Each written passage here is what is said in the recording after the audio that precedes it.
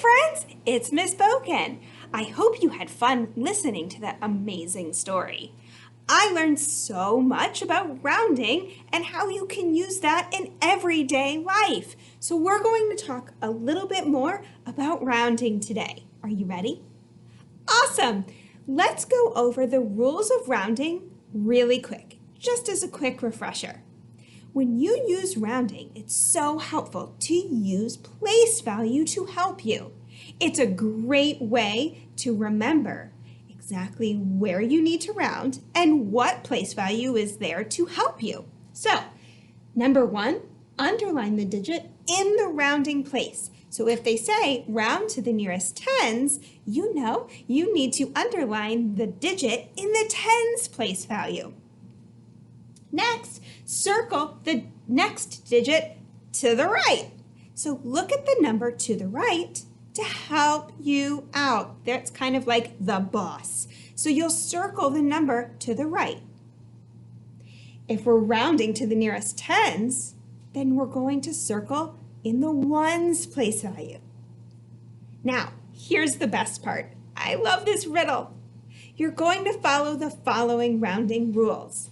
4 or less, let it rest. 5 or more, let it soar. Woo! So all the digits to the left, those will stay the same. So if you have a number with a lot of digits, those numbers will stay the same. Just the number that you underline will either rest, which means stay the same, or let it soar, which means it will go up one. But the digits to the right will all become zeros. And a really good way to remember that is 0 is the round number. So with rounding, you're going to be looking at the round numbers. Anything to the right of that digit would turn to 0. A quick example would be 634. If I'm rounding 634 to the nearest tens, I'm going to underline the tens digit, circle the digit to the right, which in this case is the ones. Then I'm going to look at my circled number, the boss, and that's going to tell me if it's going to rest or soar. And it's 4, so 4 or less, let it rest. It's going to tell the number that's underlined what to do.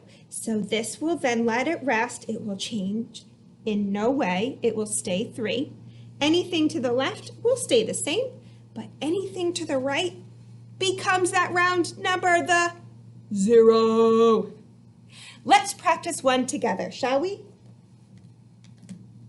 Let's say we have the number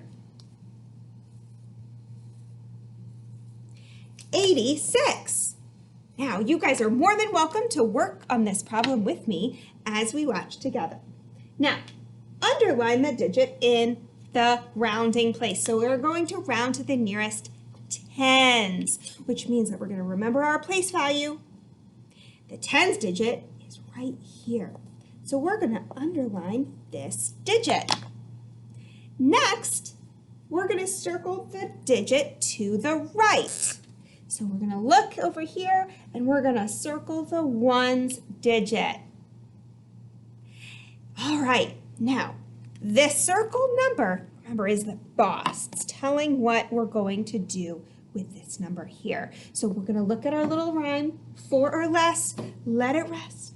5 or more, let it soar. And what are we going to tell the tens place value to do?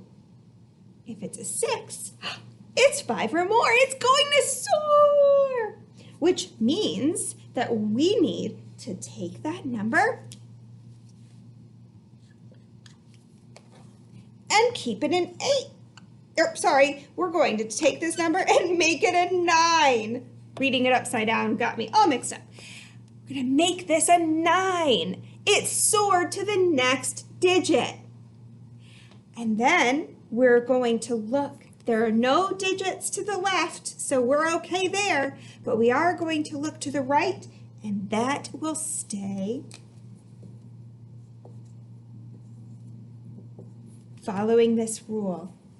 A 0. So our number, 86, turns into 90. Great job! So now today, you're going to be working on some more rounding practice.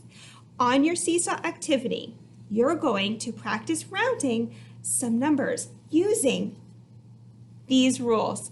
Don't forget, 4 or less, let it rest. 5 or more, let it soar. Have fun! Bye, friends!